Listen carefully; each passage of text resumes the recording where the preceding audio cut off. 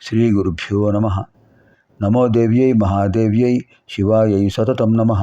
నమః ప్రకృత్యై భద్రాయై నియతాః ప్రణతాస్మతాం.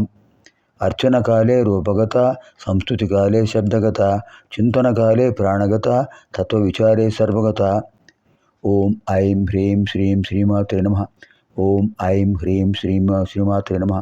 ఓం ఐం హ్రీం శ్రీం శ్రీమాత్రే నమః. ఓం ఐం హ్రీం శ్రీం శ్రీమాత్రే నమః. ఓం ఐం హ్రీం శ్రీం శ్రీమాత్రే నమః. ఓం ఐం హ్రీం శ్రీం శ్రీమాత్రే నమః. ఓం ఐం హ్రీం శ్రీం శ్రీమాత్రే నమః. ఓం ఐం హ్రీం శ్రీం శ్రీమాత్రే నమః.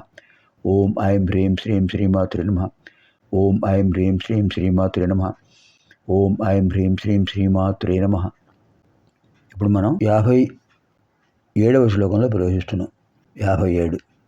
ఇందులో విశేషం ఏంటంటే 16 అక్షరాల నామం పూర్వార్థం, ద్వితీయార్థంలో 2 మంత్రాలు ఉన్నాయి. మొత్తం 3 నామాలు 3 మంత్రాలు. మహేశ్వర మహాకల్ప మహాతాండవ సాక్షిణి. ఎంత అద్భుతమైన నామం అండి. మహేశ్వర మహాకల్ప మహాతాండవ సాక్షిణి.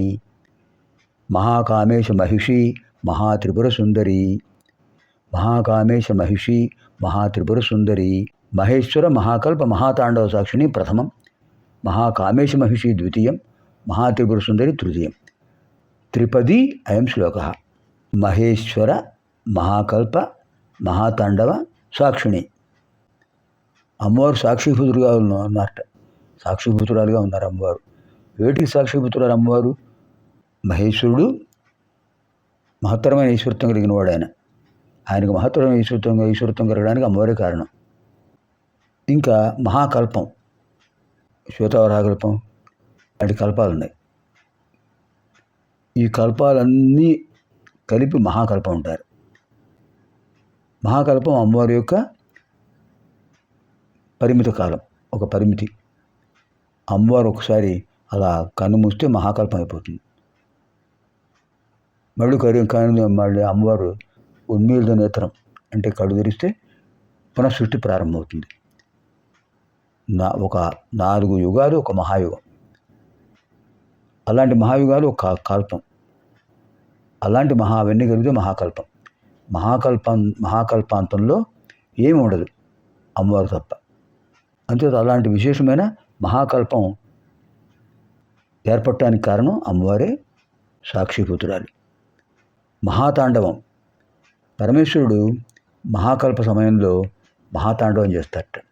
పురుషులు చేసే నృత్యాన్ని తాండవం అంటారు, స్త్రీలు చేసే నృత్యాన్ని లాస్యం అంటారు, అమ్మవారు చేసే నృత్యాన్ని లాస్యం అంటారు, స్వామివారు చేసే నృత్యాన్ని తాండవం అంటారు. తాండవం అద్భుతంగా సాగుతుంది. ఎప్పుడు మహత్తరంగా సాగుతుంది? ఎప్పుడు? మహాకల్పంలో. మహాకల్పంలో మహాతాండవం జరుగుతోంది. అప్పుడు చూసిన వారు ఎవరు?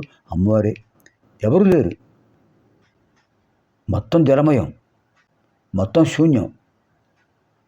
ఆకాశాద్వాయు వాయోరగ్ని అగ్నేరాప ఆప పృథివీ పృథివ్యా ఓషధయ ఓషధీభ్యో అన్నం అన్నాద్భవంతి భూతాని.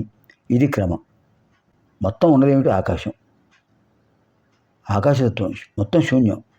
అన్నిటికీ అవకాశాన్ని ఇచ్చేదే ఆకాశం. అటువంటి అద్భుతమైన ఆకాశంలో మొట్టమొదటి ఏముందండి? ఈశ్వరుడు ఓంకారం ఏర్పడింది. ఓం అనేటువంటి బీజాక్షరం ఏర్పడింది. అకార ఉకార మకారాత్మక ఓంకార ప్రణవనాద తస్మిన్ సమయే ఆవిర్భూత, శూన్యాత్ ఆవిర్భూత. అది ఓం అనేటువంటి ప్రణవనాదం. దానికి అధిపతి ఎవరు? మహేశ్వరుడు.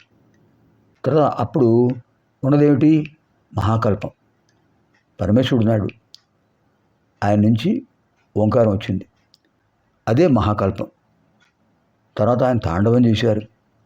వీటికి సాక్షిభూతురాలు అమ్మవారు కనుక మహేశ్వర మహాకల్ప మహాతాండవ సాక్షిణి.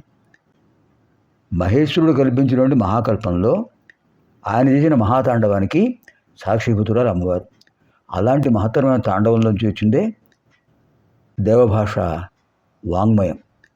నృత్తావసానే నటరాజరాజ ననాదఢక్కాం నవవంచవారం ఉద్ధర్తుగామ సనకాది సిద్ధాన్ ఏతద్విమర్శే శివసూత్రజాలం. అ ఇవుణ్ అర్లక్ ఏ ఓంగ్ ఐ ఔచ్ హయవరట్ లండ్ ఞమగణనం ఛభన్య ఘడధష్ జబగడద ఖపచటత చటతౌ ఖపై శషసర్ హల్ ఇది చతుర్దశ మాహేశ్వరాణి సూత్రాన్ని నందికేశ్వర గారికి అంతర్గత ప్రామాణిక శ్లోక. ఎందుకు చెప్పామంటే మహాతాండవంలో ఆయన డమరుకాన్ని భోగించారు చతుర్దశ పర్యాయాలు. అప్పుడు వచ్చిందే వాంగ్మయం. అచ్చులు హల్లులు అప్పుడే ఆ నాదాల నుంచి వచ్చినవే. అవే చతుర్దశ మాహేశ్వర సూత్రాలు.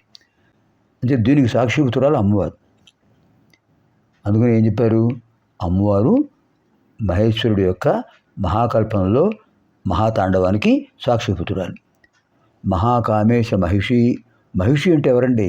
పట్ట మహిషి. ఒక మహాసామ్రాజ్యానికి అధిపతి ఎవరండి?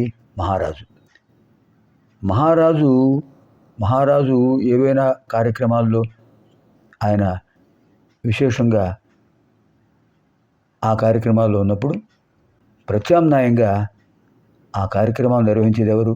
మహిషి, పట్ట మహిషి. ఉదాహరణకు ఓ రాజ్యాన్ని పరిపాలిస్తున్నాడు ఒక మహారాజు జైత్రయాత్రకు వెళ్ళాడు.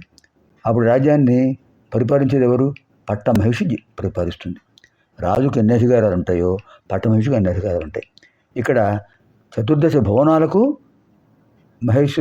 ఈశ్వరుడే మహాసార్వభౌముడు, ఈశ్వరుడు అధిపతి. ఆయనే మహా ఈశ్వరత్వం కలిగినవాడు, మహేశ్వరత్వం కలిగినవాడు.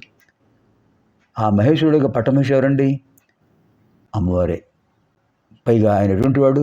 మహాకామేశుడు, మహాకామేశ మహిషి. ధర్మబద్ధములైన కోరికలను అనుగ్రహిస్తాడు కనుక మహాకామేశ. ఆ మహాకామేశ్వర స్వామి యొక్క పట్టమహిషి మహాకామేశ్వరి. ఆయన మహాకామేశ్వర, అమ్మవారు మహాకామేశ్వరి. అంటే అమ్మవారు మహాకామేశ మహిషి, పరమేశ్వరుడు యొక్క అర్ధాంగి. చతుర్దశ భువనాలు అమ్మవారి యొక్క గృహం.